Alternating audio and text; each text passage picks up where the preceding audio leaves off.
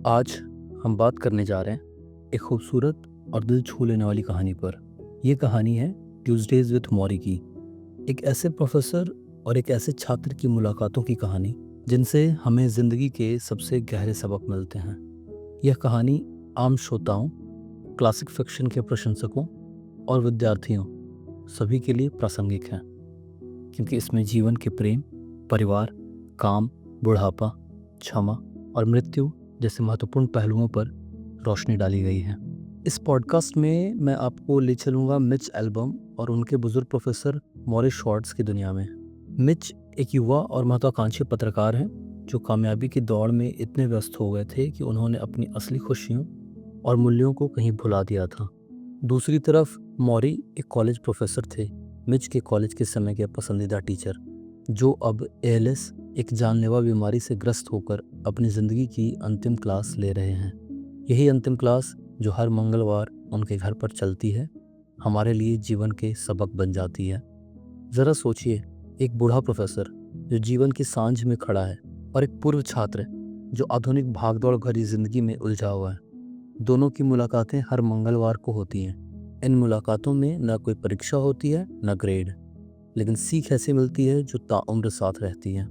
मौरी कहते हैं, the way you get meaning into your life is to devote your self to loving others, devote your self to your community around you. और किसी ऐसी चीज़ के लिए खुद को समर्पित करो जो तुम्हें उद्देश्य और अर्थ देती हो। यानी अपने जीवन में अर्थ तब आता है जब आप अपना जीवन दूसरों से प्रेम करने में, अपने समुदाय का हिस्सा बनने में और किसी उच्च उद्देश्य के लिए समर्पित करने में लगाते हैं। इस पॉडकास्ट में हम उसी क्रम को बनाए रखेंगे जिसमें मिच और मौरी की मुलाकातें हुई। शुरुआत करेंगे मिच के अपने पुराने प्रोफेसर को फिर से खोजने से, फिर जानेंगे कि कैसे उन्होंने हफ्ते दर हफ्ते हर मंगलवार ज़िंदगी के अलग अलग पहलुओं पर बात की। हर मंगलवार एक नया सबक था। हम इन मुलाकातों के ज़रिए कहानी को आगे बढ़ाएंगे ताकि आपको ऐसा महसूस हो जैसे आप भी उन मंगलवार की क्लास का हिस्सा हैं। तो तैयार हो जाइए एक भावनात्मक, दार्शनिक और शिक्षाप्रद सफ़र के लिए जो दिल को छू जाएगा और शायद आपकी ज़िंदगी को देखने का नज़रिया थोड़ा बदल देगा। कहानी की शुरुआत होती है लगभग 16 साल पहले, जब मिच एल्बम कॉलेज में पढ़ते थे।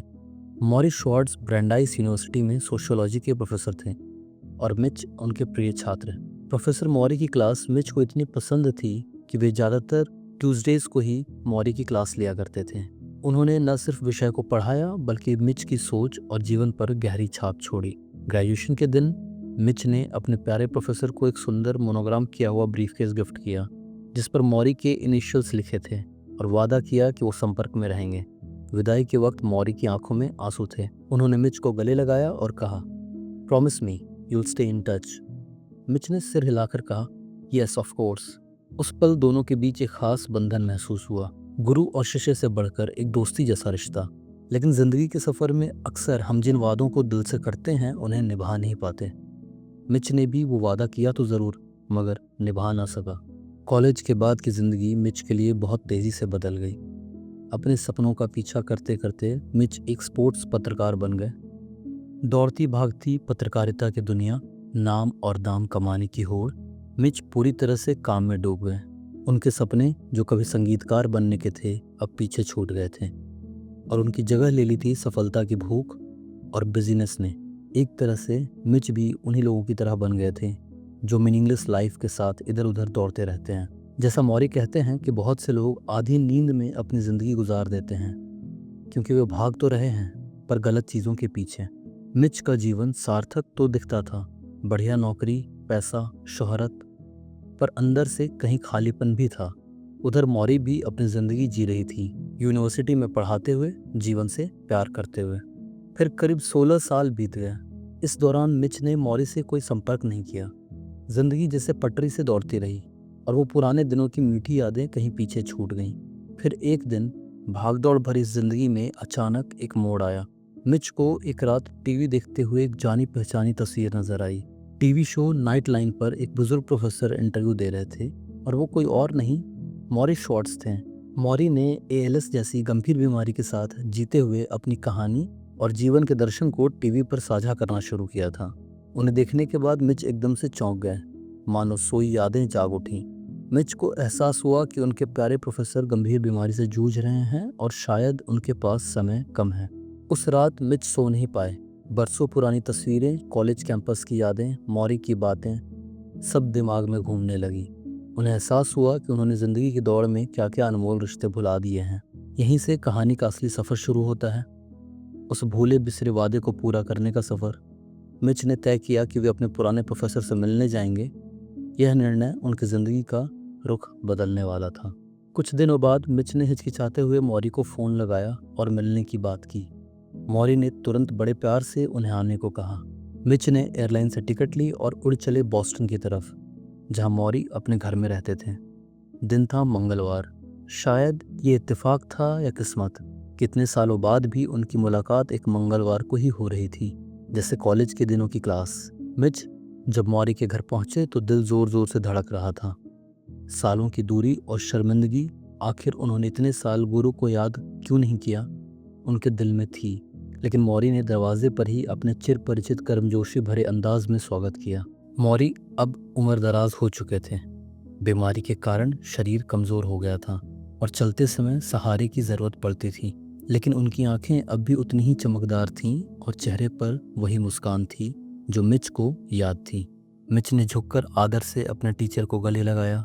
मौरी ने मजाकिया लहजे में कहा, देखो कौन आया है, मेरा पुराना दोस्त। उस पल मिच को एहसास हुआ कि मौरी ने उन्हें अभी भी एक दोस्त की तरह ही माना हुआ है, भले ही दोनों के बीच सालों की खामोशी रही हो। उस दिन उन्होंने काफ़ी देर तक बातें की। पहले मंगलवार को बातचीत थोड़ी इधर उधर की दुनिया की बातें थी, मतलब मौजूदा दौर में क्या चल रहा है, दुनिया में क्या हो रहा है, मिच की ज़िंदगी में क्या बदलाव आए आदि। मौरी ने टीवी इंटरव्यू के बाद मिलने आ रहे कई पुराने छात्रों, दोस्तों का जिक्र किया और बताया कि कैसे लोग उन्हें कोट्स और विचार सुनने के लिए पूछते हैं। मौरी हंसते हुए बोले कि अब वो मरने वाले आदमी यानी डाइंग मैन के तौर पर लोगों की जिज्ञासा का केंद्र बन गए हैं और वो इस किरदार को भी एक शिक्षक की तरह निभा रहे हैं। इस पहली मुलाकात में मिच कुछ झिझकते हुए थे, लेकिन धीरे धीरे मौरी की प्यार भरी और निश्चल बातों ने माहौल को हल्का कर दिया।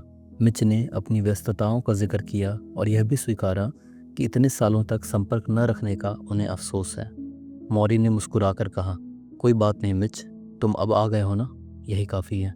मौरी ने यह भी कहा कि वे मृत्यु को एक आखिरी प्रोजेक्ट की तरह ले रहे हैं, जिससे वो सबको सिखा सकें कि मौत से जीवन के बारे में क्या सीखा जा सकता है। इसी दौरान मिच ने महसूस किया कि मौरी का दृष्टिकोण दुनिया को लेकर अब भी सकारात्मक है।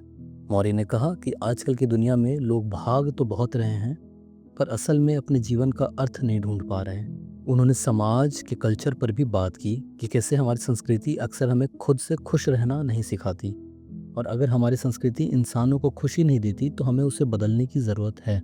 यह पहली मंगलवार की बातचीत का एक बड़ा संदेश था। अपने लिए खुद की एक बेहतर संस्कृति बनाओ जो प्यार, करुणा और आत्मिक संतोष पर आधारित हो। मिच को महसूस हुआ कि मौरी अब भी उनके गुरु ही हैं और ये मुलाकात मानो एक नई क्लास की शुरुआत है। जाते जाते मिच ने वादा किया कि वो फिर आएंगे। मौरी ने तुरंत कहा, अगले मंगलवार आओगे? मिच ने हाँ कह दिया और यहीं से शुरू हुआ हर मंगलवार मिलने का सिलसिला। मिच ने अपनी तेज़ तर्रार ज़िंदगी की रफ्तार को थोड़ा कम कर इन मंगलवार को अपने गुरु के नाम करने का फैसला कर लिया।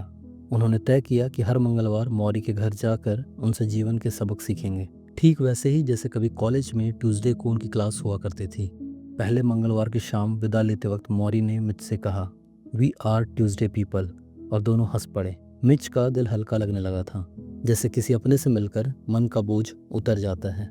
गाड़ी चलाते हुए लौटते समय मिच सोच रहे थे कि इतने सालों बाद भी मौरी से मिलना वैसा ही सुकूनदेह है। बाहर मौसम थोड़ा ठंडा था, लेकिन मिच के अंदर एक नई गर्माहट थी, मानो आत्मा को घर मिल गया हो। एक हफ्ता बीता और मिच दोबारा मंगलवार को हाजिर हुए, अपनी नोटबुक और टेप रिकॉर्डर के साथ। हाँ, मिच ने तय किया था कि वे इन अनमोल बातों को रिकॉर्ड करेंगे ताकि कोई सबक मिस ना हो, जैसे किसी छात्र ने क्लास में लेक्चर को टेप कर लिया हो। मौरी ने भी खुशी खुशी इसकी इजाज़त दी। दूसरे मंगलवार का पहला मुद्दा था खुद पे तरस खाना, यानी अपने ऊपर दया करना या खुद का रोना रोते रहना। मिच इस बारे में जानना चाहते थे कि मौरी इतनी गंभीर बीमारी झेलते हुए अपने आप को कितना और कैसे रोने देते हैं। मौरी ने एक बड़ी प्यारी और सच्ची बात बताई। उन्होंने कहा कि हाँ, मैं हर सुबह कुछ देर अपने ऊपर तरस खाता हूँ। वो मानते थे कि इंसान हैं तो दुख और तकलीफ पर रोना स्वाभाविक है, मौरी ने मिच को समझाया कि रोज सुबह उठने पर कुछ मिनटों के लिए वे अपनी हालत पर अफसोस करते हैं। मैं रोता हूँ अपने आप के लिए, बोल लेता हूँ कि ये मर्ज है, ये दुख है, लेकिन बस थोड़ी देर के लिए। फिर वो खुद से कहते हैं, बस अब कितना रोएगा, अब उठो, इस दिन को जियो। मौरी के अनुसार कुछ देर खुद पर तरस खाना मानवीय है, लेकिन पूरा दिन या पूरी जिंदगी उसमें मत गुजारो। उन्होंने कहा, थोड़ा रो लो, फिर उस दुख को जाने दो। ये मौरी का अपने इमोशंस को डील करने का तरीका था। मिच के लिए ये बड़ी सीख थी। वो देख रहे थे कि मौरी जैसे व्यक्ति जो करीब करीब हर चीज में दूसरे पर निर्भर होते जा रहे हैं, खाना, कपड़े बदलना, यहाँ तक कि बाथरूम जाना, वे भी खुद को बस थोड़े समय के लिए उदास होने देते हैं। मौरी ने कहा कि मैं खुद को पूरी तरह उस उदासी को महसूस करने देता हूँ, ताकि फिर खुद को उससे दूर कर सकूं। यह एक तरह का डिटैचमेंट यानी विरक्त होने का अभ्यास था, जिसके बारे में वे आगे और समझाने वाले थे। इस बातचीत से दूसरा सबक मिला, अपने दर्द और भावनाओं को दबाओ मत, उन्हें महसूस करो, स्वीकारो, लेकिन उनमें उलझे मत रहो।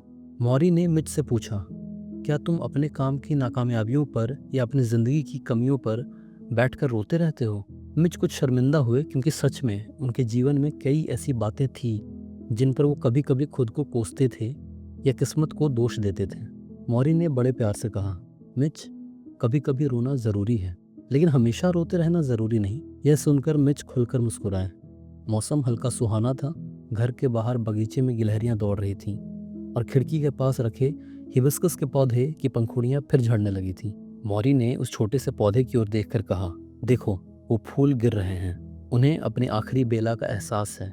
लेकिन क्या उन्होंने खिलना बंद किया? नहीं, वे आखिरी पल तक खिले, अपनी खूबसूरती बिखेरी और फिर शांति से गिर गए। हम इंसानों को भी चाहिए कि आखिरी पल तक जो कर सकते हैं प्यार और खुशी के साथ करें। मौरी की यह कविता सी बात मिच के दिल को छू गई। उस दिन जाते वक्त मिच को मौरी ने फिर टोक कर कहा, अगले मंगलवार फिर मिलेंगे ना? मिच ने मुस्कुराकर कहा, जरूर मौरी। और इस तरह अगली क्लास का वादा होकर दूसरा मंगलवार खत्म हुआ। तीसरे मंगलवार को मिच जब मौरी से मिलने पहुंचे तो मौरी व्हीलचेयर पर बैठे बाहर पेड़ पौधों को निहार रहे थे। बीमारी बढ़ रही थी। अब मौरी के हाथ पैर और कमजोर होने लगे थे, लेकिन चेहरे पर सुकून था। मिच ने इस बार बातचीत की शुरुआत एक गहरे विषय से की, रिग्रेट्स यानी पछतावे। उन्होंने मौरी से पूछा कि क्या उन्हें अपनी जिंदगी में किसी बात का पछतावा है, या फिर मौरी के अनुभव में लोगों को अपने अंतिम समय पर किन बातों का अफसोस रहता है। मौरी थोड़ा सोचकर बोली, ज्यादातर लोगों को ये अफसोस नहीं होता कि काश मैंने और पैसा कमाया होता या दफ्तर में ज्यादा वक्त बिताया होता। असल में अंत के करीब पहुंचकर लोगों को अफसोस होता है कि काश मैंने अपने प्रियजनों के साथ ज्यादा वक्त बिताया होता, काश मैंने दूसरों से प्यार करने में संकोच न किया होता, काश मैंने वही किया होता जो सच में करना चाहता था, ना कि वो जो समाज ने मुझसे करवाया। मौरी समझा रहे थे कि हमारी संस्कृति हमें अक्सर गलत लक्ष्यों के पीछे भगाती है। बड़ी नौकरी, बड़ी गाड़ी, बड़ा बैंक बैलेंस, और इस भागदौड़ में हम सचमुच की खुशियां भूल जाते हैं। मौरी ने कहा, जिस दिन आपको एहसास होता है कि आप मर सकते हैं, उसी दिन आप सीख जाते हैं कैसे जीना है। Once you learn how to die, you learn how to live. Morrie की यह पंक्ति मिच के दिल में उतर गई। जब मरना सीख जाओ तभी जीना सीखोगे। दरअसल मौरी का मतलब था कि मृत्यु को स्वीकार करने से भय निकल जाता है और हम हर दिन को महत्व देने लगते हैं। पछतावे पर बात करते करते मौरी ने अपने जीवन के कुछ छोटे छोटे अफसोस भी बताए। उन्होंने बताया कि कैसे जवानी में वो पैसे कमाने में ध्यान नहीं देते थे और एक वक्त आर्थिक तंगी झेली, लेकिन फिर भी उन्हें इसका बड़ा पछतावा नहीं, क्योंकि उन्होंने हमेशा रिश्तों और अनुभवों को तवज्जो दी।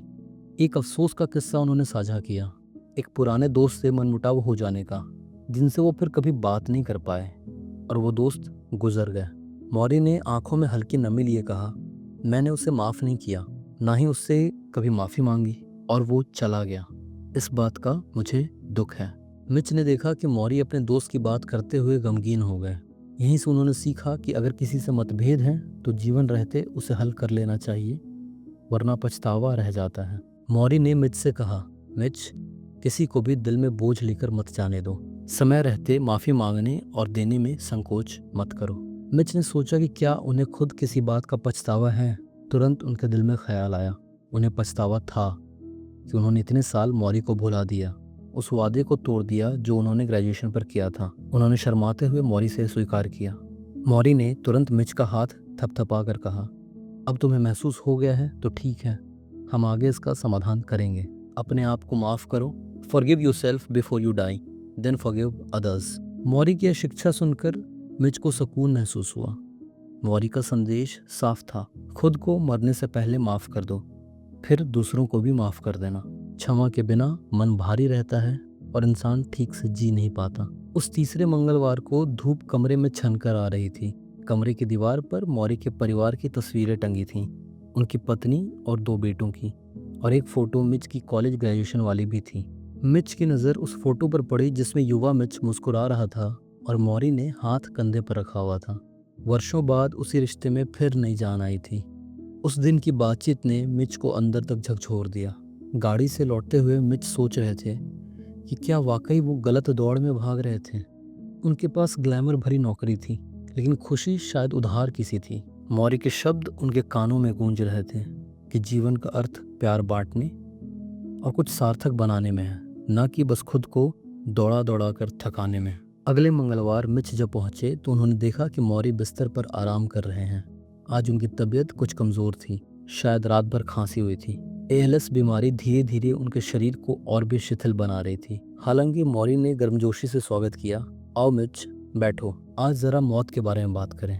मिच एक पल को चौंके। मौरी कितनी सहजता से मौत शब्द का इस्तेमाल कर रहे हैं। चौथे मंगलवार का सबक था मृत्यु को स्वीकारना और समझना। मौरी ने बताया कि जब से उन्हें अपनी बीमारी एएलएस का पता चला, वे मौत को करीब से देखने लगे। उन्होंने स्वीकार किया कि हाँ, मौत निश्चित है और कभी भी आ सकती है। अगर हम इस सच्चाई को दिल से कबूल कर लें तो जिंदगी के हर दिन को पूरी तरह जी सकते हैं। मौरी ने एक गहरी बात कही। हर कोई जानता है कि उसे मरना है, लेकिन कोई इस पर यकीन नहीं करता। लोग सोचते हैं मौत दूसरों के लिए है, खुद के लिए नहीं। इसी भ्रम में वे जीना टालते रहते हैं। मिच ने ध्यान से सुना और पूछा, तो फिर हमें क्या करना चाहिए? मौरी ने मुस्कुराकर कहा, दिन में थोड़ा समय निकालो, खुद से कहो कि मैं सचमुच मरने वाला हूँ। जब ये सच्चाई याद आती है तो तुम्हें हर चीज़ ज़्यादा कीमती लगने लगती है। ये वही बात थी जो मौरी पहले भी कह चुके थे। Once you learn how to die, you learn how to live. जब तुम मरना सीख जाते हो तभी जीना सीखते हो। उन्होंने समझाया कि मृत्यु एक अनिवार्य सत्य है। इसे नकारने के बजाय इसे अपनाने से जीवन का मूल्य समझ आता है। मौरी ने एक छोटा सा प्रयोग बताया जो वे खुद करते हैं। कभी कभी वे अपनी सांसें बहुत मुश्किल से ले पाते हैं। एएलएस में गला और फेफड़े भी प्रभावित होते हैं। उन्हें लगता है जैसे दम घुट रहा है। वो उस पल अपनी आंखें बंद करते हैं और खुद को मौत के करीब महसूस करने देते हैं। पूरा डर, घबराहट महसूस करते हैं। फिर जब सांस थोड़ी लौटती है तो वे उस डर से खुद को अलग कर लेते हैं। उन्होंने कहा, मैं मौत को थोड़ा थोड़ा हर दिन जी रहा हूँ, ताकि जब वो आए तो मैं तैयार रहूँ और भय मुक्त रहूँ। मिच के रोंगटे खड़े हो गए ये सुनकर। उन्होंने पूछा, क्या ये डरा देने वाला नहीं? मौरी ने कहा, पहले लगता था, पर अब नहीं। अब मुझे लगता है कि मौत जिंदगी का एक हिस्सा है। जैसे हिबिस्कस के फूल का गिरना, वैसे ही मेरा भी पत्ता एक दिन गिर जाएगा। इस दौरान मौरी ने मिच से पूछा कि क्या उन्होंने अपनों को कभी मौत के बारे में सोचकर याद किया है। मिच ने थोड़ा रुककर कहा कि उनके अपने परिवार में भी मौत हुई है। उन्होंने अपने एक चाचा को कैंसर से खोया था। मिच ने बताया कि उस घटना से वो इतने डर गए थे कि खुद को काम में डुबो लिया, ताकि मौत और दुख के ख्यालों से भाग सकें। मौरी ने सिर हिलाकर समझाया, दुख से भागना नहीं चाहिए, उससे सीखो। उन्होंने कहा कि जब उनके समय पूरा होने को है तो वे खुश हैं कि उन्होंने जिंदगी भर प्यार और रिश्तों को समय दिया। मौरी का मानना था कि death ends a life, not a relationship, यानी मौत सिर्फ जीवन खत्म करती है, रिश्ते को नहीं। उनके अनुसार अगर हमने दिल से किसी को प्यार किया है तो मरने के बाद भी प्यार जिंदा रहता है, यादों में, दिलों में, उस रिश्ते की आत्मा में। यह सुनकर मिच की आंखें भर आईं, क्योंकि उन्होंने पहली बार किसी को मृत्यु की सच्चाई को इतनी सकारात्मकता से स्वीकार करते देखा था। चौथे मंगलवार की बातों ने मौत को लेकर मिच के मन में चल रहा डर कुछ कम किया। उन्होंने महसूस किया कि जिस तरह मौरी मृत्यु को देख रहे हैं, एक अध्यापक की तरह जो अपने अंतिम प्रोजेक्ट से भी सिखा रहा है, वो काबिल तारीफ है। मौरी ने जाते जाते मुस्कुराकर पूछा, तो मिच, क्या तुम इस हफ्ते अपने किसी अजीज को बता रहे हो कि तुम उससे प्यार करते हो? मिच ने तुरंत अपने मन में अपने परिवार के कुछ लोगों के बारे में सोचा जिनसे वो दूर हो गए थे, विशेषकर उनका भाई, जिसके साथ मिच का संपर्क कम हो गया था। उन्होंने संकल्प किया कि वो कोशिश करेंगे कि रिश्तों को फिर से जीवित किया जाए, क्योंकि आखिर में यही साथ रह जाते हैं। पांचवें मंगलवार को जब मिच पहुंचे तो मौरी ने इस बार विषय छेड़ा परिवार। कमरे में मौरी की पत्नी शार्लोट और उनका एक बेटा भी थोड़ी देर को आए हुए थे। जिनसे मिलकर मौरी बहुत खुश नजर आ रहे थे। उनके जाने के बाद मौरी ने मिच से पूछा, तुम शादीशुदा हो ना? मिच ने बताया कि हाँ, उनकी पत्नी जेनीन है, लेकिन उनकी कोई संतान नहीं है और वे अपने करियर में इतने व्यस्त रहे कि परिवार बढ़ाने पर अभी तक ध्यान नहीं दिया। मौरी ने मुस्कुराकर कहा कि परिवार के बिना इंसान अधूरा महसूस करता है, खासकर जब वक्त मुश्किल होता है। मौरी बोले, परिवार वह है जो निस्वार्थ भाव से तुम्हारी देखभाल करता है।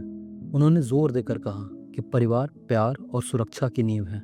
अगर तुम्हारे पास एक प्यार करने वाला परिवार है तो तुम्हें पता है कि तुम्हारी देखभाल होगी। मौरी ने ये बात कही। परिवार के प्यार को वे किसी और चीज से बदलने लायक नहीं मानते थे। मौरी ने W.H. ऑडेन की यह एक मशहूर पंक्ति उद्धत की जो उन्हें बेहद पसंद थी, लव ईच अदर और पेरिश, यानी एक दूसरे से प्यार करो वरना नष्ट हो जाओगे। मिच ने गौर किया कि मौरी के अपने परिवार ने किस तरह उनका साथ दिया हुआ है। उनकी पत्नी हर पल उनके इलाज और देखभाल में जुटी थी। मौरी ने बताया कि उन्होंने शार्लोट से सालों पहले एक वादा लिया था कि जब अंतिम समय आएगा तो वो उन्हें अकेला नहीं छोड़ेंगी। शार्लोट अपने काम से छुट्टी लेकर घर पर ही रहती थी, मौरी की देखभाल के लिए। मौरी ने भारी आवाज में कहा, मिच, अगर तुम्हारे पास प्यार करने वाला परिवार नहीं है तो जिंदगी का सफर बड़ा मुश्किल हो जाता है। पैसा, शोहरत, कामयाबी, ये सब अंत में परिवार के प्यार के आगे छोटे पड़ जाते हैं, क्योंकि मुश्किल घड़ी में पैसा तुम्हारे लिए पानी नहीं लाएगा, एक अपने का सहारा ही काम आता है। इस बीच मिच के मन में एक बात चली। वो खुद परिवार से दूर भागते रहे थे कहीं ना कहीं। अपना ज़्यादातर समय उन्होंने काम में लगाया। शादी भी कई साल तक टाली थी और अब शादी के बाद भी वो और उनकी पत्नी काफ़ी बिजी रहते थे। मौरी से यह सबक पाकर मिच ने सोचा कि उन्हें अपने परिवार, अपनी पत्नी और भाई बहनों के लिए ज़्यादा वक्त निकालना चाहिए। मौरी ने कहा, तुम्हें पता है मिच, आज मैं जितना बीमार हूँ, मुझे अगर अपनी पत्नी और बच्चों का प्यार ना मिलता तो मैं एक दिन भी जीने की हिम्मत ना कर पाता। परिवार ही वो चीज़ है जो बिना शर्त प्यार देती है। मौरी की बातें मिच के दिल में उतरती जा रही थीं। बातचीत के दौरान मौरी ने प्रेम की महिमा पर भी जोर दिया। उन्होंने कहा, प्यार ही एक ऐसा निवेश है जिस पर तुरंत और जीवन भर का ब्याज मिलता है। जितना बांटो उतना बढ़ता है। ये बात सुनकर मिच को अपनी पत्नी की याद आई। शायद उन्हें जल्द ही अगली बार वो जनीन को भी मौरी से मिलवाने के लिए लाने का सोचने लगे। इस मंगलवार की क्लास के अंत में मिच ने देखा कि मौरी थोड़ा थक गए हैं। विदा लेते वक्त मौरी ने बेहद स्नेह से मिच का हाथ पकड़ा और कहा, याद रखना, बिना प्यार के इंसान पंख टूटे परिंदे जैसा है। Without love we are birds with broken wings. Mitch की आंखें नम हो गईं और उन्होंने वादा किया कि अगली बार वो अपनी पत्नी को भी साथ लाएंगे मौरी से मिलने। छठे मंगलवार को मिच अपनी पत्नी जनीन को साथ लेकर पहुंचे। जनीन एक सिंगर थी और मौरी से मिलने को लेकर एक्साइटेड भी थी और इमोशनल भी, क्योंकि मिच ने उन्हें मौरी की बातें बता रखी थी। उस दिन चर्चा का विषय था भावनाओं को पूरी तरह महसूस करना और फिर उनसे स्वयं को अलग करना। मौरी ने अपने डिटैचमेंट के विचार को विस्तार से समझाया, जिसका थोड़ा जिक्र वे पहले कर चुके थे। मौरी ने कहा, हमारी भावनाएं ही हमें इंसान बनाती हैं। डर, दुख, गुस्सा, खुशी, ये सब महसूस करना जरूरी है। उन्होंने समझाया कि किसी भी भावना से पूरी तरह गुजरना चाहिए, तभी आप उससे ऊपर उठ सकते हैं। उदाहरण के लिए उन्होंने अपने डर और दुख के बारे में बताया। जब मैं रोता हूँ तो पूरी तरह रोता हूँ, अपने आप को उस दुख में डूबने देता हूँ। फिर मैं कहता हूँ, ठीक है, अब मैंने इसे महसूस कर लिया, अब मैं इससे खुद को अलग करता हूँ। मौरी का मानना था कि अगर हम भावनाओं को दबाने की कोशिश करते हैं तो वे अंदर ही अंदर हमें सताती रहती हैं, लेकिन यदि हम उन्हें खुलकर महसूस करें तो हम उन्हें पहचानने और संभालने की शक्ति पा लेते हैं। जनीन यह सब बड़े ध्यान से सुन रही थी। एक मोड़ पर बातचीत में जनीन ने पूछा, मौरी, क्या आपको कभी गुस्सा नहीं आता कि आपको ये बीमारी हुई? क्या आप नाराज नहीं होते?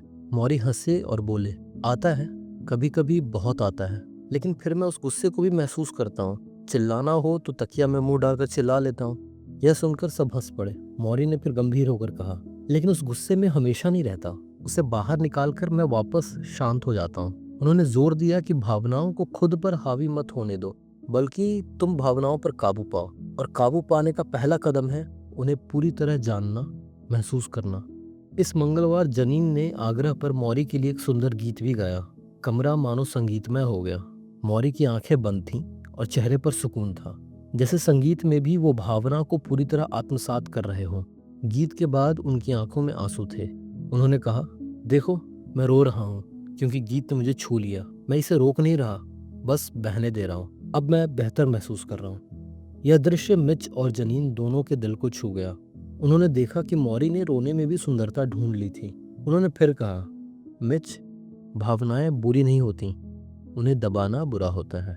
मौरी ने अपने एक अनुभवी कवि दोस्त का जिक्र किया, हर भाव को ऐसे जियो मानो वो पूरा समुद्र है, लेकिन फिर सीखो किनारे पर लौट आना। यानी भावनाओं में बहो जरूर, पर डूबो मत कि निकल ही ना पाओ। उस शाम जाते जाते मौरी ने हाथ हिलाकर कहा, अगले मंगलवार फिर मिलते हैं। जनीन ने मौरी को गले लगाया और शुक्रिया कहा उन्हें इतना कुछ सिखाने के लिए। मिच के मन में खुशी थी कि उनकी पत्नी को भी मौरी ने प्रभावित किया। इस छठी क्लास के बाद मिच ने महसूस किया कि वो खुद भी अपनी भावनाओं को बेहतर तरीके से समझने लगा है। उसने ठान लिया कि अब से वो अपनी भावनाओं से भागेगा नहीं, उन्हें जिएगा और फिर आगे बढ़ेगा। 7वें मंगलवार को विषय कुछ अलग था, बुढ़ापा और उससे जुड़े डर। मिच अपने साथ कुछ पुरानी तस्वीरें लेकर आए कॉलेज के दिनों की, ताकि मौरी को दिखा सकें और साथ में कुछ यादों को ताज़ा किया जा सके। तस्वीरों में युवा मौरी क्लास में स्टूडेंट्स के साथ डांस कर रहे थे। हाँ, मौरी को नृत्य करना बेहद पसंद था जब वे फिट हुआ करते थे। और एक तस्वीर में मौरी मिच के ग्रेजुएशन पर गले लगाए हुए थे। तस्वीरें देखते ही मौरी खिलखिलाकर हंसे और बोले, देखो मेरे बाल तब काले थे। सब हंस पड़े। माहौल हल्का होने के बाद मिच ने पूछा, मौरी, क्या आपको बुढ़ापे से डर लगता है? मौरी ने जवाब में कुछ ऐसा कहा जिससे मिच हैरान रह गया। बिल्कुल नहीं, मौरी बोले, बुढ़ापा तो बढ़िया है। उन्होंने समझाया कि अक्सर लोग युवा रहने की ललक में बुढ़ापे को कोसते हैं, पर वास्तव में हर उम्र के अपने खूबसूरत पहलू होते हैं। मौरी ने कहा, युवा लोग हमेशा ऊर्जा से भरे होते हैं, लेकिन वे अनुभवों में कच्चे होते हैं। उम्र के साथ हमारी समझ बढ़ती है, हमारी सहन शक्ति और दृष्टिकोण गहरा होता है। उन्होंने मुस्कुराते हुए कहा, मैं 78 साल का हूँ, पर मैं अपने अंदर हर उम्र को समेटे हुए हूँ। मैं 5 साल का बच्चा भी हूँ जिसने बचपन जिया। मैं 20 का जवान भी हूँ जिसने जवानी देखी। मैं अधेड़ भी था और मैं बूढ़ा हूँ, तो उन सारी उम्रों का ज्ञान मेरे पास है। मौरी का मानना था कि बुढ़ापा सिर्फ क्षय नहीं है, बल्कि विकास भी है। हर नए साल के साथ आप और समझदार होते हैं, आपका दृष्टिकोण और व्यापक होता है। मिच ने पूछा, लेकिन लोग तो अक्सर जवानी लौट आने की कामना करते हैं। मौरी ने हाथ हिलाकर इनकार में कहा, मैं एक दिन भी वापस युवा नहीं होना चाहता। उन्होंने मजाक में कहा, कौन फिर से वो उलझने असुरक्षाएं चाहेगा जो युवावस्था में थीं।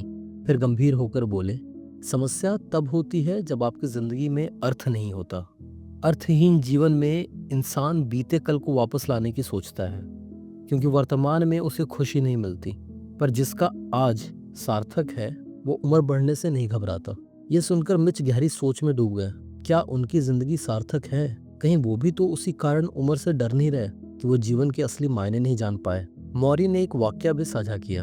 उनके एक मित्र ने जन्मदिन पर पूछा कि कैसा महसूस करते हो इस उम्र में। मौरी ने जवाब दिया, सच कहूं, मैं खुद को अपने आप में 8 साल का महसूस करता हूँ, कभी 30 का, कभी 50 का और कभी अपनी असली उम्र का। यानी उनके कहने का आशय था कि हम अपने भीतर अतीत की हर उम्र को संजोए रखते हैं, इसलिए हर बीतते साल के साथ आपका भीतर समृद्ध हो रहा है, खाली नहीं हो रहा। बुढ़ापे के डर पर मौरी का सबसे जरूरी संदेश था, अगर तुम अपने जीवन को प्रेम से, अर्थ से भर लोगे तो बुढ़ापा डरावना नहीं लगेगा। उन्होंने कहा कि युवा रहना शरीर की अवस्था है, दिल अगर जवान है यानी जीवन के प्रति उत्साह है तो कोई फर्क नहीं पड़ता कि उम्र क्या है। उस शाम जब मैं चलने लगे तो उन्होंने कहा, मौरी, मैं अगली बार आपसे एक ऐसे विषय पर बात करना चाहता हूँ जो आजकल मेरे जैसे बहुत से लोगों को उलझन में डालता है, पैसे और दौलत की भूख के बारे में। मौरी ने मुस्कुराते हुए कहा, जरूर, अगले मंगलवार इसी पर बातें करेंगे। 8वें मंगलवार को मौसम में हल्की ठंडक आ गई थी। पतझड़ का मौसम दस्तक दे रहा था। मिच ने आते ही देखा कि मौरी ने अपने कंधों पर एक हल्का कंबल ले रखा है। इस दिन की चर्चा का विषय था दौलत, पैसे की चाह और हमारे समाज की मूल्य व्यवस्था। मिच के मन में ये सवाल था कि आखिर क्यों हम सब पैसा और सफलता के पीछे इतना भागते हैं, और क्या वाकई इसमें जीवन का सुख है। खास तौर पर मिच की अपनी जिंदगी इसी दौड़ में बीती थी, तो वह जानना चाहते थे कि मौरी इस पर क्या सोचते हैं। मौरी ने बात शुरू की एक गहरे सत्य से। हमारी संस्कृति ने हमें ये यकीन दिलाया है कि पैसा, शोहरत और संपत्ति हमें सुखी करेंगे, पर ये सच नहीं है। उन्होंने कहा कि आज की संस्कृति भटक चुकी है, ये लोगों को खुद से खुश रहना नहीं सिखाती। मौरी ने बौद्ध दर्शन का हवाला देते हुए कहा, बौद्ध कहते हैं, चीजों से चिपको मत, सब कुछ नश्वर है। Don't cling two things, because everything is impermanent. उन्होंने समझाया कि पैसे की चाह कभी खत्म नहीं होती। आपको एक चीज मिलती है तो दूसरी की भूख लगती है, मगर जो चीज वास्तव में दिल को तृप्त करती है वो पैसा नहीं बल्कि प्यार, रिश्ते और दूसरों की मदद है। मिच ने नोट किया कि मौर्य खुद बहुत अमीर नहीं थे, एक शिक्षक थे, औसत कमाई थी उनकी। उन्होंने पूछा, आपको कभी अफसोस नहीं हुआ कि आपने ज्यादा पैसा नहीं कमाया? मौर्य ने हंसकर कहा, मैंने पैसा कमाने के लिए थोड़ी पढ़ाया, मैंने इसलिए पढ़ाया क्योंकि मुझे तुम जैसे छात्रों को बड़ा बनते देख खुशी मिलती थी। मुझे हमेशा लोगों से मिलने जुलने, उनको सिखाने सुनने से खुशी मिली है। मौर्य ने यह भी कहा, मैंने बहुतों को देखा है जो पैसे वाले हैं मगर भीतर से खाली हैं। पैसे से सुविधा खरीद सकते हैं, सुकून नहीं। उन्होंने एक वाक्य बड़ा जोर देकर कहा, यह समाज गलत चीजों को महत्व देता है। हम बड़ी गाड़ी, बड़ा मकान हासिल करने को जीवन का लक्ष्य मान लेते हैं, जबकि हम एक प्यारी मुस्कान, किसी को मदद देकर मिली दुआ, इनको महत्व देना चाहिए। मौर्य चाहते थे कि हम अपने खुद की संस्कृति बनाएं जो मानवीय मूल्यों को शीर्ष पर रखे, न कि एक दौड़ जिसमें विजेता भी खाली हाथ ही रहता है। मौर्य की बातों से मिच को अपना अक्स दिखने लगा, कैसे वो भी अखबार में बड़ा कॉलमनिस्ट बनने, नाम कमाने के लिए पागल सा हुआ था और नतीजतन खुद को और अपनों को समय नहीं दे पाया। उसे एहसास हुआ कि पैसा जरूरी है, लेकिन एक हद तक। उससे आगे जिंदगी को अर्थ रिश्तों और नेकियों से ही मिलता है। इस दौरान मौर्य ने उन्हें एक और मंत्र दिया, देना सीखो, खुश रहोगे। उन्होंने कहा कि अपने समय, अपने अनुभव, अपने प्यार को दूसरों को दान दो, यही सच्ची कमाई है। मैं मर रहा हूँ लेकिन मैं अब भी लोगों को सिखा रहा हूँ, यही मेरा योगदान है और इससे मुझे खुशी मिलती है। ये बात मौर्य ने मिच से कही। आखिरी दिनों में भी दूसरों को सिखाना, उन्हें प्रेम देना मौर्य की संतुष्टि का स्रोत था।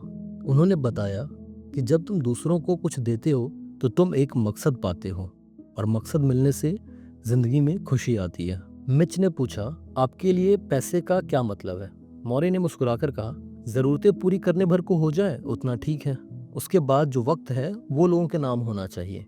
अगर मेरे पास एक बड़ी गाड़ी होती, बड़ा घर होता, इससे ज्यादा लोग मुझसे प्यार नहीं करते हैं। लोग मुझे मेरे दिल की वजह से प्यार करते हैं, ना कि मेरी दौलत से। यह सुनकर मिच को बेहद सुकून मिला और उन्होंने धीरे से स्वीकारा कि वो अब समझ रहे हैं कि उनकी सालों की भाग दौड़ शायद गलत ट्रेन पकड़े हुए थी। पैसों से जरूरी था कि वो अपने जीवन में प्रेम और संतोष पाते, जो अब मौर्य की क्लास से उन्हें दिखने लगा था। उस दिन अलविदा कहते समय मौर्य ने चुटकी लेते हुए मिच से पूछा, तो अगली बार कौन सा टॉपिक है? शादी? मिच हंस दिए, बोले, हाँ जरूर, शादी और प्यार पर आपका अनुभव भी जानना चाहूंगा। मौर्य ने आंख मारते हुए कहा, शादी पे तो मेरे पास बहुत कुछ कहने को है, अगले मंगलवार मिलते हैं। 9वें मंगलवार की शुरुआत में मिच ने ध्यान दिया कि मौर्य की हालत और गिर रही है। अब उन्हें बोलने में भी थोड़ा दम लगाना पड़ रहा था, सांस बार बार फूल जाती थी। फिर भी मौर्य ने उस दिन मिच को आते ही गले लगाया। अब भी हर मुलाकात पर वो प्यार से गले मिलते थे, भले हाथों में उतनी ताकत ना रही हो। इस रोज चर्चाओं का बहाव प्यार की स्थायी शक्ति की तरफ मुड़ गया। कैसे प्यार लोगों के जाने के बाद भी जिंदा रहता है। मौर्य ने पिछली मुलाकात में पैसे की बात पर जो कहा था उसे जोड़ते हुए बोले, आखिर में प्यार के अलावा और कुछ मायने नहीं रखता? मिच ने सवाल किया। लेकिन मौर्य, मान लीजिए जो लोग हमें प्यार करते थे वो नहीं रहे तो? मौर्य ने मुस्कुराकर आसमान की ओर देखते हुए कहा, अगर तुमने किसी को दिल से प्यार दिया है तो तुमने एक छोटी सी निशानी छोड़ी है उस दिल में, जो तुम्हारे जाने के बाद भी रहती है। लोग मरते हैं, प्यार नहीं मरता। यह उनकी बात death ends a life not a relationship का ही विस्तार था। मौत जिंदगी खत्म कर देती है, रिश्ते को नहीं। मिच ने देखा कि मौर्य को अपने मित्रों, शिष्यों और परिवार से कितना प्यार मिला है। इसी के बल पर वे इतनी तकलीफ सहकर भी मुस्कुरा लेते हैं। मौर्य ने कहा, मैं जानता हूँ कि जब मैं इस दुनिया से जाऊंगा तो भी जिन लोगों ने मुझसे ज्ञान पाया, प्रेम पाया, वो उसे आगे फैलाएंगे। मैं उनमें जिंदा रहूंगा। उनकी यह बात सुनकर मिच की आंखें भर आईं। उन्होंने सोचा, कितना सुखद है ऐसा सोचना कि हमारे जाने के बाद भी हमारा प्यार दुनिया में किसी न किसी रूप में बना रहेगा। इसी क्रम में मौर्य ने मिच को ये भी एहसास दिलाया कि जिन लोगों से हम प्यार करते हैं उनसे खुद को खुलकर जुड़ा रहने में ही समझदारी है। उन्होंने पूछा, तुम अपने भाई से बात कर पाए? दरअसल मिच के एक छोटे भाई थे जिनसे मिच का संपर्क बहुत कम था, क्योंकि भाई यूरोप में रहते थे और उन्हें कैंसर जैसी बीमारी भी थी। मिच ने हल्के उदास मन से कहा कि कोशिश की थी फोन करने की, बात तो हुई, पर भाई अब भी अपनी लड़ाई अकेले लड़ना चाहता है। मौर्य ने सलाह दी, हार मत मानना, प्यार भरी एक चिट्ठी लिखना, बस अपना दिल उड़ेल देना उस चिट्ठी में कि तुम उसे कितना प्यार करते हो और उसके लिए हमेशा रहोगे। मौर्य का मानना था कि कई बार रिश्तों में खामोशी या दूरी आ जाती है, मगर प्यार अगर सच्चा हो तो उसे जाहिर करने में देर नहीं करनी चाहिए। इस दौरान जनीन का भी जिक्र आया कि कैसे वो मिच का सहारा है। मौरी ने हंसते हुए छेड़ा, जनीन काफी प्यारी है, तुम खुशनसीब हो, उस पर हमेशा प्यार लुटाते रहना। 9वें मंगलवार को जाते जाते मिच और मौरी कुछ भावुक थे। दरवाजे पर खड़े होकर मौरी ने गहरी नजर से मिच को देखा और कहा, देखो मैं चला जाऊंगा पर हमारा जो रिश्ता है वो रहेगा, तुम मुझे बातों में जिंदा रखोगे। मिच ने गले लगाते हुए कहा, आप हमेशा मेरे साथ रहेंगे मौरी। उस दिन मिच को एहसास हुआ कि ये मुलाकातें अनंत नहीं हैं, कभी न कभी खत्म होंगी, लेकिन मौरी का प्यार और ज्ञान उनकी यादों में हमेशा जिंदा रहेगा। 10वें मंगलवार को विषय था शादी, जीवन साथी और रिश्तों की अहमियत। मिच ने देखा कि आज मौरी ने एक सुंदर नीली शर्ट पहन रखी है और बाल ठीक करवाए हुए हैं, जैसे किसी खास मौके के लिए तैयार हो। असल में मौरी को पता था कि आज वो अपनी क्लास में शादी पर ज्ञान देंगे और शादी को वो काफी सम्मान देते थे। बात की शुरुआत मिच ने अपनी शादी के अनुभव से की, कैसे वे और जनीन काम में इतने व्यस्त रहते हैं कि कभी कभी उन्हें एक दूसरे के लिए समय निकालने में मुश्किल होती है। उन्होंने पूछा, मौरी एक सफल शादी का राज क्या है? मौरी ने हंसकर कहा, तुम्हारी पत्नी भी सुन रही है ना ये? जनीन कभी कभी साथ आती थी पर इस बार नहीं आई थी। फिर मौरी गंभीर हो गए और बोले, शादी एक बेहद अहम बंधन है मिच। अगर दो लोग वाकई एक दूसरे को समझते हैं और अपनाते हैं तो ये जीवन का सबसे खूबसूरत संबंध बन जाता है। मौरी ने शादी को चलाने के कुछ गुण बताए, आपसी सम्मान, एक दूसरे पर भरोसा, एक दूसरे के लिए त्याग और समझौता करने की क्षमता, खुलकर बातचीत और कॉमन वैल्यूज। उन्होंने चेतावनी भरे लहजे में कहा, अगर इनमें से कोई चीज कमी रह गई तो रिश्ता कठिन हो जाएगा। मौरी ने अनुभव से बोला, मैं और शार्लेट ने भी उतार चढ़ाव देखे, लेकिन हमने एक दूसरे को हमेशा प्राथमिकता दी। उन्होंने मिच से कहा, आजकल कई लोग शादी से डरते हैं, कमिटमेंट से घबराते हैं, लेकिन सच ये है कि एक उम्र के बाद तुम्हें जिंदगी में एक ऐसे साथी की जरूरत महसूस होती है जो बिना शर्त तुम्हारे साथ हो। दोस्त और परिवार भी अहम है, पर जीवन साथी के साथ का एक अलग ही सुख है। मौरी ने मुस्कुराते हुए एक हल्का फुल्का कमेंट किया, और हाँ, अगर तुम्हारे बच्चे हैं तो जिंदगी और मीनिंगफुल हो जाती है, भले ही उनके पीछे दौड़ते दौड़ते सांस फूल जाए। इस पर दोनों हंस पड़े, क्योंकि मिच को याद आया मौरी ने एक बार कहा था कि बच्चे पैदा करना जीवन में यह सिखाता है कि किसी और को खुद से ज्यादा प्यार कैसे किया जाए। मौरी ने एक और बड़ी गहरी बात कही, शादी उसी के लिए है जो अपने आत्मसम्मान और स्वार्थ को कुछ देर किनारे रख दूसरे के लिए जी सकता है। उन्हें ये पता था कि शादी दो अलग व्यक्तियों को मिलाकर एक दुनिया बनाती है और उसमें कई बार त्याग करने पड़ते हैं, लेकिन उनका विश्वास था कि प्यार के बिना इंसान सच में खुश नहीं रह सकता, चाहे वो शादी में मिले या अन्य रिश्तों में। शादी प्यार को निभाने का एक वचन है और अगर निभाया जाए तो दोनों आत्मविकास करते हैं। मिच ने नोट किया कि मौरी जब ये सब बोल रहे थे उनकी आंखों में अपनी पत्नी के लिए कितना प्यार झलक रहा था। शायद उन्हें एहसास था कि उन्हें छोड़कर जाने का वक्त करीब आ रहा है, इसलिए वो जिंदगी के हर ऐसे रिश्ते के बारे में अपना निचोड़ दे देना चाहते थे। बातचीत के अंत में मौरी ने एक दमकती मुस्कान के साथ कहा, आखिर में you are not a wave, you are part of the ocean. Mitch ने पूछा, ये किस संदर्भ में? मौरी ने समझाया कि ये कहानी है जो वो बाद में बताएंगे। इस दिन मिच विदा लेकर निकले तो रास्ते में उन्होंने सोचा कि वो घर पहुंचकर अपनी पत्नी को फोन करेंगे और बताएंगे कि उन्हें उसके साथ समय बिताना कितना पसंद है। मौरी से सीख लेकर वो अपने विवाह को और मजबूती से संजोना चाहते थे। 11वें मंगलवार को जब मिच आए तो देखा मौरी कुछ थके थके से हैं। आज उन्होंने अधिकतर समय बिस्तर पर लेटकर बात की। टेप रिकॉर्डर चल रहा था पर मिच ने बातचीत धीमी रखी ताकि मौरी पर जोर न पड़े। आज का विषय स्वयं मौरी ने चुना, हमारी संस्कृति, हमारे समाज की खामियां और हमें अपना रास्ता खुद बनाना। मौरी ने बात शुरू की बड़े मार्मिक ढंग से, हम एक बहुत ही भ्रमित संस्कृति में रहते हैं। उन्होंने कहा कि यह दुनिया खुदगर्जी और भय को बढ़ावा देती है। हर कोई अपनी पहचान पैसे और ओहदे से जोड़ता है, इंसानियत कहीं पीछे छूट जाती है। मौरी ने साफ कहा, अगर हमारी संस्कृति आपको खुद से प्यार करना नहीं सिखाती तो उसमें कुछ गड़बड़ है। उन्होंने मिच को नसीहत दी, अपनी खुद की संस्कृति बनाओ मिच, यानी अपने मूल्य खुद तय करो, भेड़ चाल में मत जियो।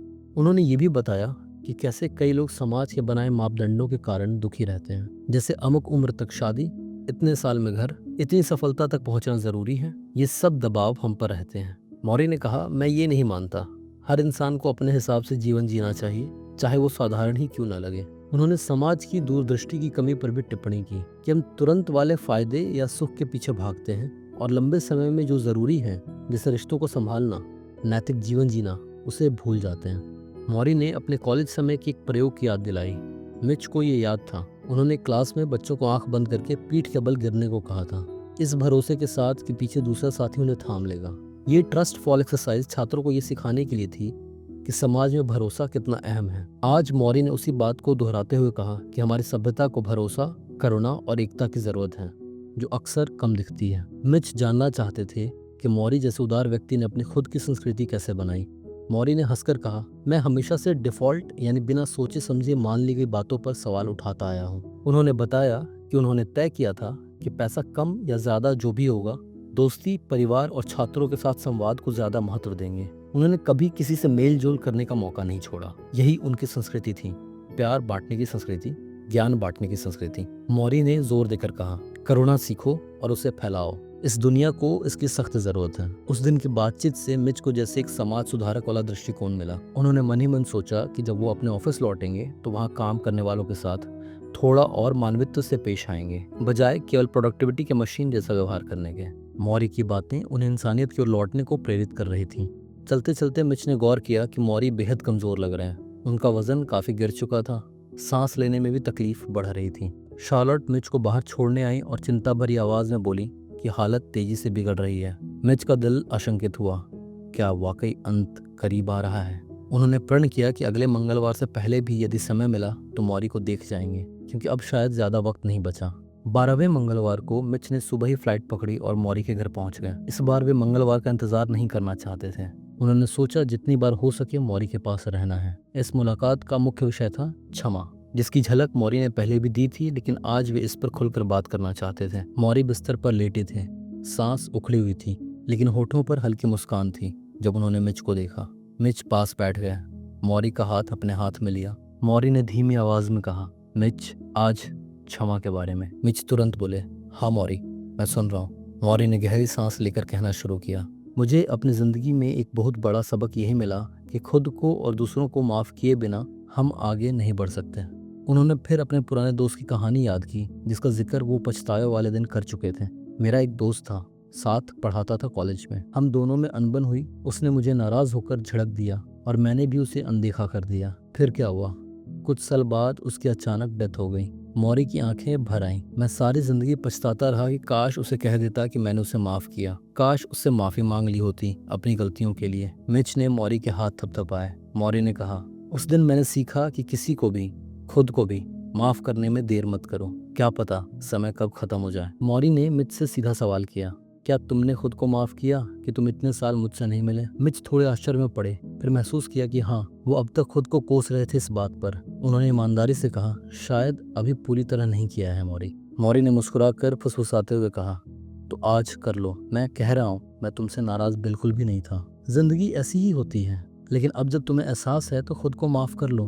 मौरी का संदेश साफ था, खुद के प्रति कठोर मत बनो। हर इंसान चूक करता है, गलती करता है, पर उससे सीखो और खुद को आगे बढ़ने का मौका दो। उन्होंने अपने चिर परिचित अंदाज में दोहराया, forgive yourself before you die, then forgive others. खुद को मरने से पहले माफ कर दो, फिर औरों को भी माफ कर दो। मिच ने पूछा, दूसरों को माफ करना इतना जरूरी क्यों है मौरी? मौरी ने कहा, मिच, जब तुम दिल में किसी के लिए नाराजगी पकड़े रहते हो तो वो एक बोझ बन जाता है, तुम आगे नहीं बढ़ पाते। माफ करने का मतलब ये नहीं कि जो हुआ उसे भुला दो या ठीक मान लो। इसका मतलब है तुम उस दर्द को अब और पकड़कर नहीं रखना चाहते। माफी तुम्हें आजाद करती है, अंदर से हल्का बनाती है। उस दिन मौरी बहुत थक गए थे बात करते करते। मिच ने देखा कि उनकी आवाज भर आने लगी थी और वह बहुत धीरे धीरे बोल पा रहे थे। मिच ने तय किया कि अब उन्हें आराम करना चाहिए, लेकिन जाने से पहले उन्होंने एक अंतिम सवाल किया, जो शायद उनके मन में काफी समय से था। मौरी, आपके लिए जीवन का सबसे बड़ा अर्थ क्या रहा है? मौरी ने प्यार से उनकी ओर देखा और कहा, प्यार बांटना और प्यार पाना, बस। और मैंने दूसरों को जितना सिखाया वो भी प्यार का ही हिस्सा है, क्योंकि मैं उनकी फिक्र करता था। उन्होंने फिर दोहराया, एक बात याद रखना मिच, प्यार के बिना जीवन कुछ नहीं है। Love is the only rational act. प्यार ही एकमात्र तर्कसंगत कर्म है। मिच उस दिन मुलाकात के बाद कार में बैठकर फूट फूट कर रोए। उन्होंने भगवान का शुक्रिया अदा किया कि उन्हें इतना वक्त मौरी के साथ बिता पाने को मिला, और काश ये सिलसिला थोड़ा और लंबा चलता। 13वें मंगलवार की सुबह मिच के मन में एक अजीब सी बेचैनी थी। पिछले हफ्ते के बाद शार्लोट का फोन आया था, मौरी की हालत काफी नाजुक है। मिच बिना इंतजार किए वापस आए। इस बार मंगलवार को वे सुबह सुबह मौरी के घर पहुंच गए। घर में एक अजीब सी खामोशी थी। मौरी अपने कमरे में बिस्तर पर लेटे थे, आंखें बंद थी। पास में ऑक्सीजन का सिलेंडर रखा था। सांसें बहुत धीमी और उथली थीं। शार्लेट ने धीमी आवाज में कहा, वो पिछले 2 दिनों से ज्यादा बात नहीं कर पा रहे हैं।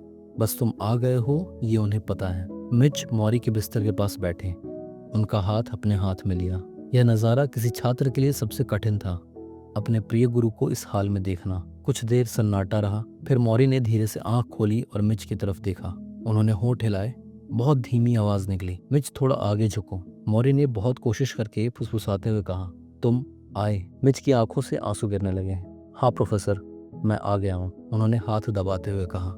मौरी ने हल्का सा सिर हिलाया। उनकी आंखों में वो पुरानी चमक अब गायब थी, पर प्यार वही था। मिच ने खुद को संभालते हुए कहा, मैं यहाँ हूँ, आपसे बात करना चाहता हूँ, लेकिन अगर आप थक गए हैं तो कुछ मत बोलिए। कुछ पलों की चुप्पी के बाद मौरी ने बहुत धीमी आवाज में कहा, मुझे सुनाओ, आज तुम्हारी बारी। मिच ने समझ लिया कि आज उन्हें बोलना है, मौरी को आराम देना है। मिच ने मौरी के जीवन के बारे में, उनकी मुलाकातों के बारे में एक एक मंगलवार के सबक को दोहराना शुरू किया, ठीक जैसे कोई स्टूडेंट परीक्षा में अपने गुरु के पढ़ाए पाठ बोलता है। पर यहाँ दिल की परीक्षा थी। मौरी आंखें बंद किए सुनते रहे, बीच बीच में हल्का सिर हिलाते रहे। मिच ने प्यार से उन्हें याद दिलाया, आपने सिखाया लव ईच अदर और पेरिश, प्यार के बिना जीवन कुछ नहीं।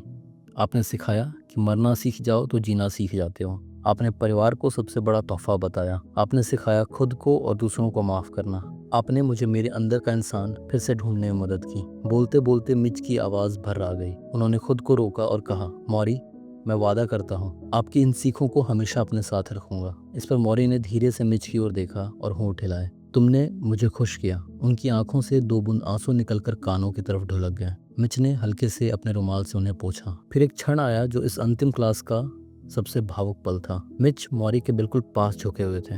मौरी ने बहुत धीरे से फुसफुसा कर कहा, मिच। मिच ने जी मौरी कहा। मौरी ने कांपते हाथ से इशारा किया कि और करीब आओ। जैसे ही मिच पास हुए, मौरी ने अंतिम ताकत जुटाकर धीमे से कहा, मैं तुमसे प्यार करता हूँ मेरे दोस्त। मिच की रुलाई फूट पड़ी। उन्होंने भी कहा, मैं भी आपसे बहुत प्यार करता हूँ प्रोफेसर। यह पहला मौका था जब मिच ने इतने सीधे अपने जज्बात मौरी को बताए थे। मौरी ने एक संतुष्ट सांस छोड़ी और आंखें बंद कर ली। ऐसा लगा मानो उन्हें अपने आखिरी शब्द कहकर सुकून मिल गया हो। उसके बाद कुछ मिनट तक कमरे में बस ऑक्सीजन की मशीन की आवाज रही और मिच की सिसकियां रुक गई थीं। वो बस मौन बैठे रहे, मौरी का हाथ थामे। थोड़ी देर बाद शार्लोट ने आकर मिच को इशारे से कहा कि अब मौरी आराम करेंगे। मिच ने धीरे से मौरी के हाथ को अपने माथे से लगाया, गुरु दक्षिणा की तरह अंतिम प्रणाम किया और कमरे से बाहर निकल गया। वो जान चुके थे ये उनकी आखिरी मंगलवार की क्लास थी, आखिरी गुड बाय। कुछ दिन बाद एक शनिवार सुबह मौरी ने अंतिम सांस ली। अपने सभी प्रियजनों की मौजूदगी के बीच वे शांति से इस दुनिया से विदा हो गए। हैरत की बात ये थी, और मिच ने नोट किया कि मौरी ने मंगलवार के दिन प्राण नहीं त्यागे। उन्होंने हमेशा कहा था कि वो किसी को आखिरी पल तक कष्ट देना नहीं चाहते। ट्यूसडे को मिच या दूसरे कई छात्र उनसे मिलने आते थे। उन्होंने शनिवार को दुनिया छोड़ी जब कोई क्लास शेड्यूल नहीं थी। शायद ये उनके क्लास ऑफ लाइफ का आखिरी सबक था। जाते जाते भी उन्होंने दूसरों की सुविधा का ख्याल रखा। मिच ने मौरी के अंतिम संस्कार में पुराने साथियों के साथ मिलकर उन्हें विदाई दी। वहाँ खड़े होकर मिच को वाकई महसूस हुआ कि death ends a life, not a relationship. Morrie भले शारीरिक रूप से चले गए, पर उनका और मौरी का रिश्ता कहीं नहीं गया। मिच को लगा कि जैसे मौरी की आवाज अभी भी उनके कानों में गूंज रही है, मार्गदर्शन कर रही है। अंतिम संस्कार के बाद मिच ने एक खास काम किया। वो अपने दूर रहते भाई को, जो कैंसर से जूझ रहे थे, फोन मिलाया और लंबा संदेश छोड़ा जिसमें सारा प्यार उड़ेल दिया, माफी मांगी और साथ ही हिम्मत भी बंधाई। कुछ हफ्तों बाद भाई का जवाब आया, भावनाओं से भरा हुआ, और वर्षों बाद दोनों भाइयों ने दिल की बातें की। मौरी की दी सीखों में से ये पहला था जो मिच ने दुनिया में उतारा, परिवार को दोबारा जोड़ने की कोशिश। यहीं पर ट्यूसडेज विद मौरी की कहानी समाप्त होती है, लेकिन इसके सबक नए आरंभों को जन्म देते हैं। चलिए अब इन मुलाकातों से जो मुख्य जीवन पाठ मिले उन पर एक नज़र डालकर इस चर्चा को समेटते हैं। ट्यूसडेज विद मौरी की इस यात्रा में हमने देखा कैसे एक प्रोफेसर ने अपनी मृत्यु को एक कक्षा में बदल दिया और जीवन का सबसे बड़ा पाठ पढ़ाया। मिच एल्बम ने एक छात्र बनकर अपने गुरु से जीवन का अर्थ समझा, और हमें भी इस कहानी के जरिए वही सीख मिलती है। यह कहानी भावुक भी है और प्रेरणादायक भी, जो हमें हंसाते भी है और रुलाते भी है, मगर अंत में कई प्रश्न छोड़ जाती है। हम अपनी ज़िंदगी कैसे जी रहे हैं, हम किन चीज़ों को सबसे ज़्यादा अहमियत दे रहे हैं। मौरी की सीख थी कि प्यार, मानव संबंध और अर्थपूर्ण जीवन ही असली दौलत है। इस पॉडकास्ट की समाप्ति पर मैं अपने दिल की बात कहूँ तो मौरी और मिच की बातचीत ने मुझे भी अंदर तक छुआ है। मौरी भले इस संसार से चले गए, लेकिन उनकी बातें अमर हैं। उन्होंने दिखाया कि एक इंसान मौत के करीब पहुंचकर भी कितनी शिद्दत से जीना सीख सकता है। उन्होंने हमें सिखाया कि एक मीनिंगफुल लाइफ यानी अर्थपूर्ण जीवन का रास्ता प्यार और करुणा से होकर जाता है, ना कि प्रसिद्धि या धन दौलत से। हमने ये भी सीखा कि जीवन में कभी भी किसी अपने को यह कहने में देर ना करें कि आप उन्हें प्यार करते हैं। क्षमा मांगने या देने में देर ना करें और अपने दिल की खुशी के लिए जीने में कभी देर ना करें। आइए अंत में मौरी के प्रमुख सबक एक बार दोबारा दोहरा लें ताकि ये हमेशा हमारे साथ रहें। प्यार और रिश्तों को प्राथमिकता दो। अंततः लव ईच अदर और पेरिश। एक दूसरे से प्यार करो वरना जीवन निष्क्रिय है। परिवार और दोस्तों का प्यार ही हमें सहारा देता है। बिना प्यार के इंसान टूटा परिंदा है जो उड़ नहीं सकता। मृत्यु को स्वीकारो ताकि जीवन पूरा जी सको। Once you learn how to die, you learn how to live. मृत्यु को अपरिहार्य सत्य मानकर जियो। हर दिन को ऐसे जियो जैसे यह आखिरी हो, तो हर क्षण का मोल समझ आएगा। मौत जिंदगी खत्म करती है, रिश्ते नहीं। प्यार और यादें मौत के बाद भी जिंदा रहती हैं। अपने मूल्यों की खुद स्थापना करो। सही संस्कृति चुनो। समाज की अंधी दौड़ में मत बहो। पैसा और प्रसिद्धि के पीछे भागने से अधिक मूल्य सहानुभूति, दया और सेवा में है। जिंदगी का अर्थ पैसे से नहीं बल्कि इस बात से तय होगा कि तुमने दूसरों पर कितना सकारात्मक प्रभाव डाला है। क्षमा शक्ति को अपनाओ। खुद को अपनी गलतियों के लिए माफ करो और दूसरों को भी क्षमा करो। दिल में बैर रखने से हम ही बोझ उठाते हैं। क्षमा से दिल हल्का होता है और आगे बढ़ने का रास्ता मिलता है। ये मोहलत हर किसी को हमेशा नहीं मिलती, इसलिए समय रहते दिल साफ कर लो। हर भावना को पूरी तरह महसूस करो, पर उससे बंधे नहीं रहो। दुख, दर्द, डर या खुशी, उसे दबाओ मत, पूरी तरह अनुभव करो। रोना है तो रो, लेकिन फिर उसे जाने दो। भावनाओं से भागने के बजाय उन्हें स्वीकार कर आगे बढ़ना तुम्हें मानसिक और आत्मिक मजबूती देगा। इन सब सबकों का सार अगर एक पंक्ति में कहें तो जीवन का अर्थ प्यार बांटने, सरल रहने और हर पल को सचेत होकर जीने में है।